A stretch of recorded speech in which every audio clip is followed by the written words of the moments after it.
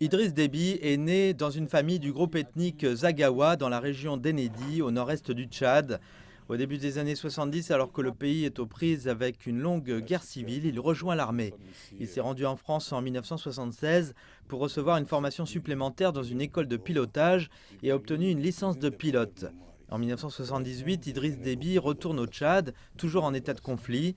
À cette époque, Idriss Déby est reconnu comme un brillant stratège militaire et promu au poste de commandant en chef des forces armées. 3 ans plus tard, il retourne en France pour poursuivre sa formation militaire, participant à un enseignement d'officier supérieur. Idriss Déby retourne chez lui et donne son soutien à Hissène Habré, le chef de l'un des groupes rebelles qui est alors Premier ministre. Il arrive comme chef des forces de Habré, mais sa relation avec lui se détériore et en avril 1989, Déby est accusé d'avoir comploté pour renverser le gouvernement Habré.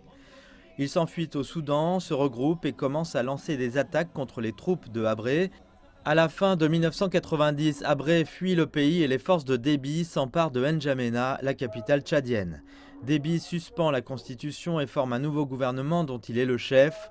Dans les années qui suivent l'élection de 2011, Déby renforce sa position internationale avec son leadership dans les efforts visant à contrer la propagation du terrorisme perpétré par les groupes militants islamistes dans la région. Chez lui, cependant, son régime reste largement répressif.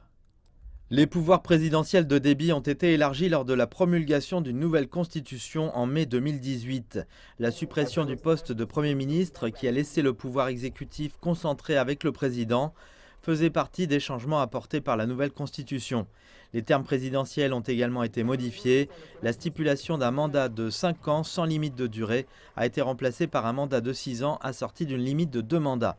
Parce que les changements de mandat présidentiel ne seraient pas impliqués rétroactivement, Déby avait alors la possibilité de se présenter aux 2 prochaines élections présidentielles, restant potentiellement en fonction jusqu'en 2033.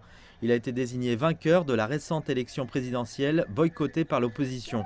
Mais l'armée a annoncé sa mort quelques heures après que le corps électoral tchadien l'ait désigné vainqueur des élections.